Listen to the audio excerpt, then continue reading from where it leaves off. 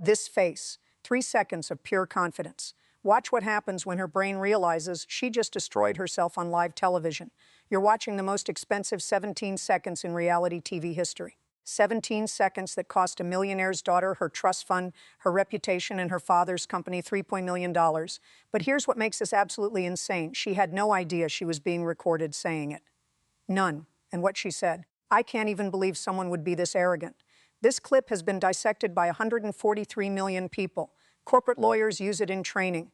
PR firms show it as a case study in what never to do.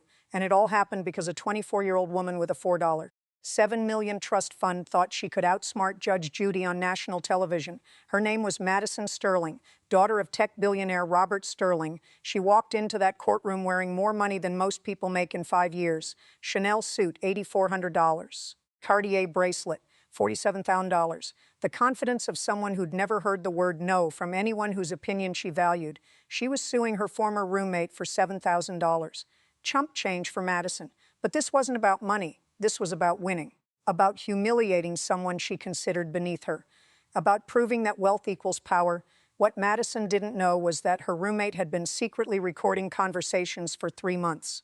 Recordings that proved Madison had lied about every single detail in her lawsuit. Recordings so damning that they would trigger an FBI investigation into her father's company, and the moment Judge Judy pressed play on that audio file, Madison's face did something I've never seen in 30 years of watching courtroom television. But I'm getting way ahead of myself, because you need to understand who Madison Sterling was before this moment to appreciate how spectacular the fall was. Stop. Right here. Before we go 1 second further, I need you to do something for me, and I'm going to tell you exactly why it matters. Hit that like button right now, because what you're about to see is a masterclass in how privilege, arrogance, and technology collide. You're going to learn the 3 critical mistakes Matt has made in the first 60 seconds of this trial. Mistakes that corporate lawyers now teach clients never to make. Mistakes that turned a simple small claims case into a viral phenomenon that destroyed a family's business empire, like this video right now. You'll want to reference this later. Trust me, good. Now drop a comment. Where are you watching from? And have you ever met someone this entitled? Because Madison Sterling was a special kind of entitled, let me paint you a picture of Madison Sterling's life before she walked into Judge Judy's courtroom, born into Silicon Valley royalty. Her father, Robert Sterling, founded CyberCore Technologies, a cybersecurity firm worth $890 million. Madison grew up in a 12,000-square-foot mansion in Atherton, California, where the average home price is $7.9 million. She went to private schools that cost more per year than most people's cars. But here's the thing about Madison. She wasn't just rich.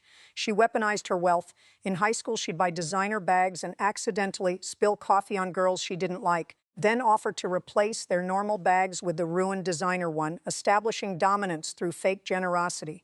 In college at Stanford, where her father donated $2 million for her admission, she'd hire people to write her papers, then report them for plagiarism if they ever asked for more money. After college, Madison didn't work. Why would she? Her trust fund paid out $15,000 per month. She lived in a luxury apartment in San Francisco, drove a Tesla, and spent her days doing what she called personal brand management, which meant posting on Instagram and treating people like staff. That's when she met Jasmine Park. Jasmine was 26, a software engineer at a mid-tier tech company making $87,000 a year. In San Francisco, that's barely enough to live on. She needed a roommate to afford a decent apartment. She posted on a roommate finding app. Madison responded, but not because she needed to save money on rent. Madison wanted a luxury apartment in a specific building, and the only available unit was a 2-bedroom. So she needed a roommate to take the 2nd bedroom. But in Madison's mind, that roommate would basically be her live-in assistant. The first red flag should have been the interview. Madison asked Jasmine questions like, "Are you comfortable picking up my dry cleaning if you're already out? And do you have any issues with keeping shared spaces pristine? I have very high standards." Jasmine, desperate for housing, said yes to everything. Big mistake. For 6 months, Jasmine lived in what she'd later describe as luxury hell. Madison treated her like hired help, expected Jasmine to clean the entire apartment, not just her room, would leave dishes in the sink with notes like "handle this," would have loud parties on work nights, then complain if Jasmine asked her to quiet down because she had a morning meeting. But the worst part? Madison was stealing from her small things at first. Jasmine's expensive shampoo would vanish and reappear in Madison's bathroom. Jasmine's designer sunglasses, a gift from her mom, went missing. Then Madison was seen wearing identical ones. When Jasmine confronted her, Madison said, "Oh, these? I've had these forever. Yours must be somewhere." Then Madison started taking Jasmine's food, not eating it, throwing it away. Jasmine would buy groceries, and Madison would clear them out of her refrigerator because I have guests coming and I need the space to look organized. Jasmine started keeping receipts, started taking photos of her belongings with timestamps, started documenting every incident in a journal, and then Jasmine did something brilliant. She started recording conversations. California is a two-party consent state, meaning you normally need permission to record someone. But there's an exception. If you're recording in your own home and you have a reasonable belief that the other person is committing a crime or planning to harm you. Madison's constant theft and threats gave Jasmine legal cover, so Jasmine bought a small voice recorder, kept it in her pocket, recorded every conversation with Madison for 3 months, and she caught everything.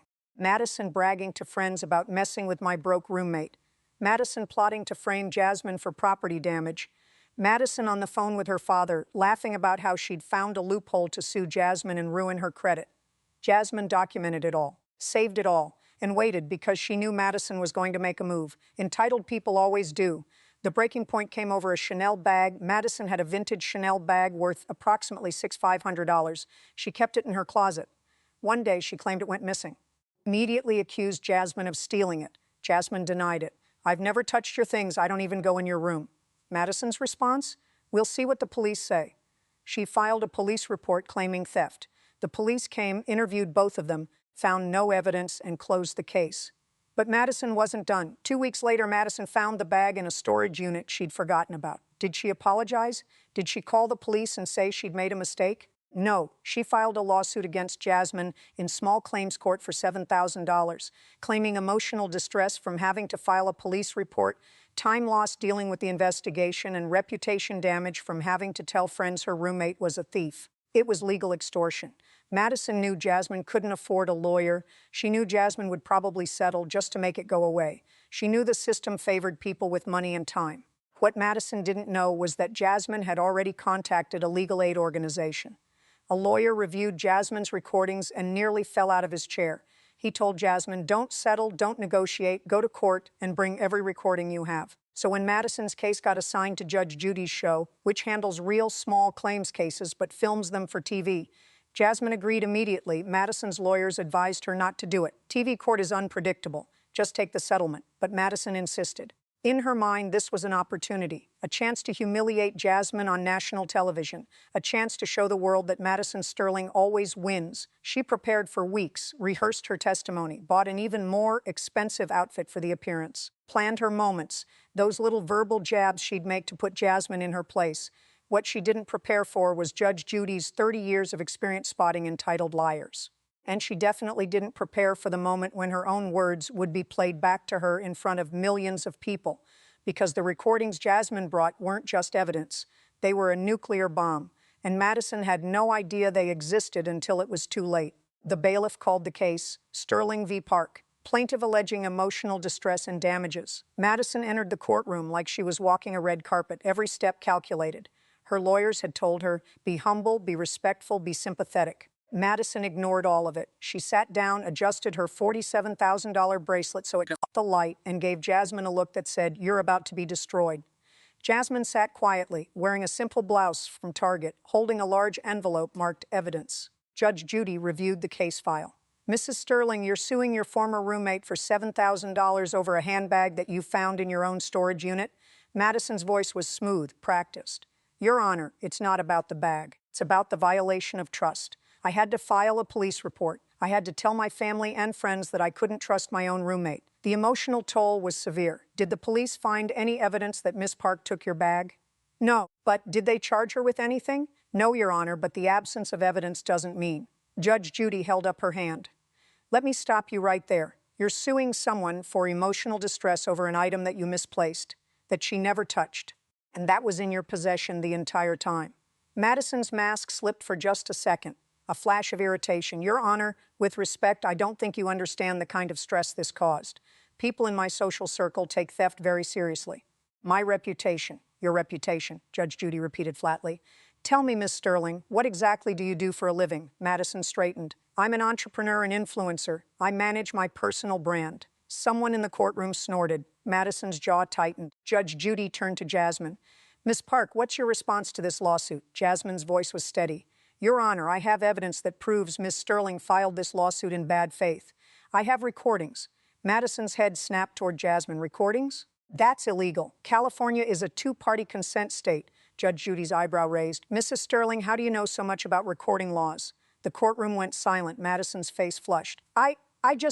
Everyone knows that actually most people don't know the specifics of California recording statutes unless they've researched them.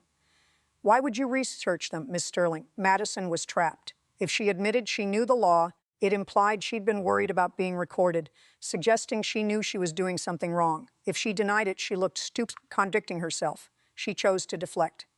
I'm just aware of my legal rights. Interesting. Miss Park, these recordings, are they legal? Jasmine's lawyer stood. Your Honor, the recordings were made by Miss Park in her own home, documenting what she believed to be ongoing theft and harassment.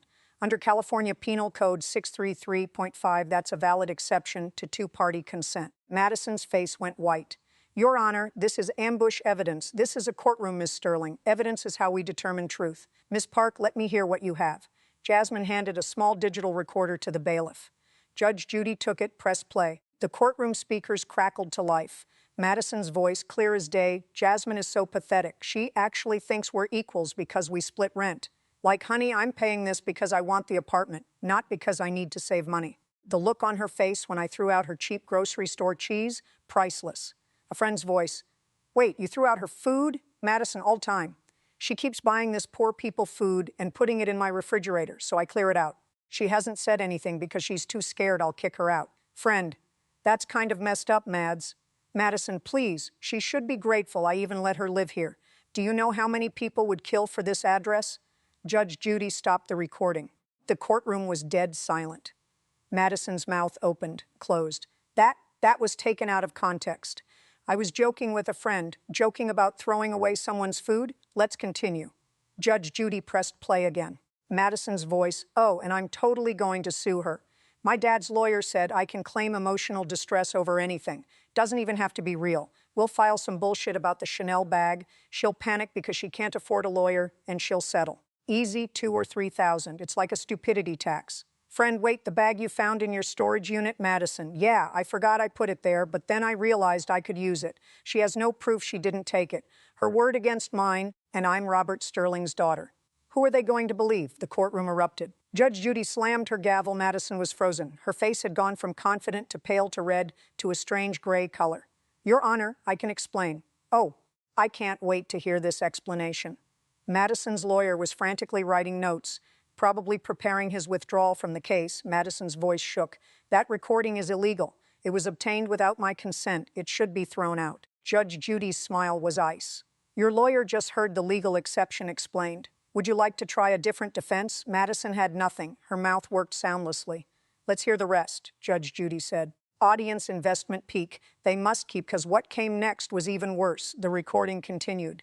Madison's voice, talking to her father on the phone. Madison, Dad, I need you to do me a favor. You know my roommate situation? Can you have someone at CyberCore run a background check on Jasmine Park? Like everything. Social credit, employment history. Robert Sterling's voice. Madison, we can't use company resources for personal matters. That's illegal. Madison, Dad, seriously?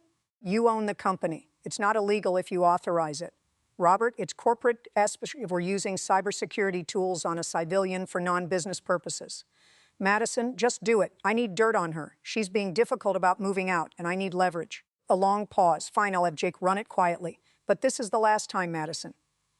Madison, thanks, Daddy. Love you. The recording ended. Judge Judy looked at Madison like she was a particularly disgusting insect. Mrs. Sterling, did your father's company illegally access Miss Park's private information? Madison's eyes were wide with panic. That was just talk. He didn't actually, Miss Park. Did you notice any unauthorized access to your credit report or background during this time period? Jasmine nodded. Yes, Your Honor. I received a notification from my credit monitoring service that CyberCore Technologies had run a hard inquiry on my credit. I have the documentation. She handed over papers. Judge Judy reviewed them, her expression growing darker. Miss Miss Sterling, your father's cybersecurity company illegally accessed this woman's private financial information at your request. Do you understand that's a federal crime? That's a violation of the Fair Credit Reporting Act, which carries penalties up to $1,000 per violation plus actual damages. Madison looked like she might be sick. Your Honor, I didn't think. You didn't think. That's becoming very clear. But here's what I think. I think you're a spoiled, entitled young woman who's used to manipulating people and systems because daddy's money has always protected you. I think you saw Miss Park as beneath you and decided to torment her for sport. I think you filed a fraudulent lawsuit to extort money from someone who couldn't fight back. And I think you just implicated your father's company in federal crimes on national television.